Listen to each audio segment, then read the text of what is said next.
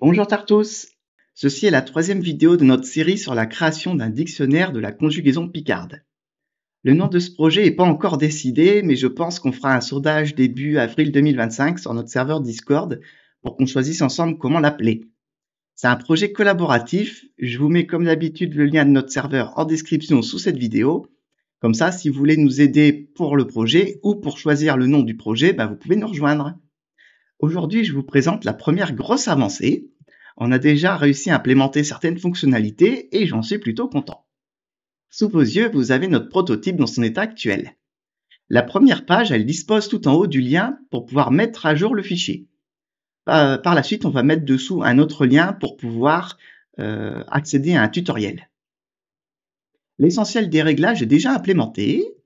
L'utilisateur, il peut choisir d'afficher le nom des temps en français ou bien en picard. Voilà. Dessous, il y a un aperçu qui s'actualise forcément immédiatement. Et il y a aussi la possibilité de choisir la variante régionale de Picard à utiliser.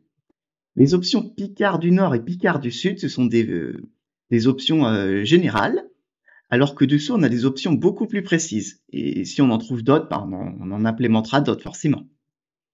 Il faut savoir que certaines options, par exemple si on prend Picard du Nord, ça affecte notamment un peu l'orthographe de certains temps. Je vous laisse observer, Picard du Sud, on a bien imparfait, alors que Picard du Nord, on a imparfait. Et ça, c'est seulement si on choisit d'afficher les temps en picard. En français, bien sûr, ça reste des temps en français. Le fait de choisir la variante de Picard, ça va aussi impacter les terminaisons ainsi que l'orthographe de certains verbes et aussi les pronoms personnels que l'on propose. Donc en Picard du Sud, vous le savez certainement, mais on dit au lieu de dire no et vos. Voilà. Donc tout ça, c'est déjà implémenté. On n'a pas encore rempli toutes les valeurs, mais vous en faites pas, ça va se faire très prochainement. Dans les réglages pour les pronoms personnels, on laisse la possibilité à l'utilisateur de remplacer les pronoms personnels qu'on lui propose par d'autres dans une liste. Donc s'il veut, par exemple, il peut décider d'écrire EJ de cette manière-là. S'il veut que ça ne s'écrive pas EG, hop, il peut choisir que ça soit comme ça. Et ça met à jour les pronoms personnels qui seront utilisés dans le document.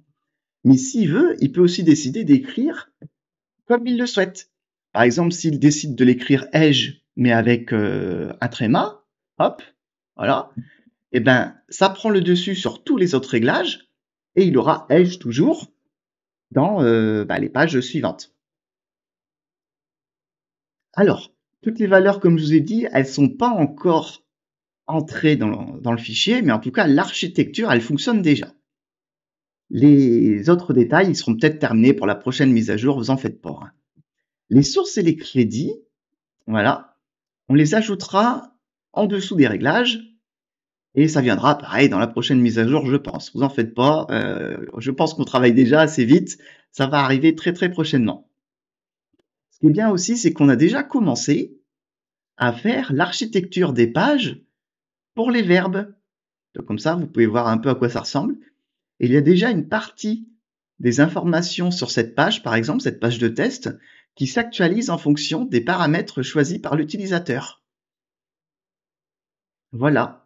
Alors, ce qui va être un peu compliqué d'implémenter, ça va être d'ajouter la page avec la liste des verbes à choisir et surtout le fait de créer le système qui permettra de sélectionner le verbe à choisir. C'est ça qui va être un petit peu plus compliqué, mais je pense qu'on va réussir à le faire.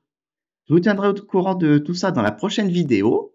Et si vous lisez notre journal Code Nouvio, qui sort ce 31 mars 2025, je compte expliquer dans la rubrique Tech de ce mois-ci comment fonctionnent les fonctionnalités actuelles. Voilà, alors n'hésitez pas à y jeter un œil. Adé!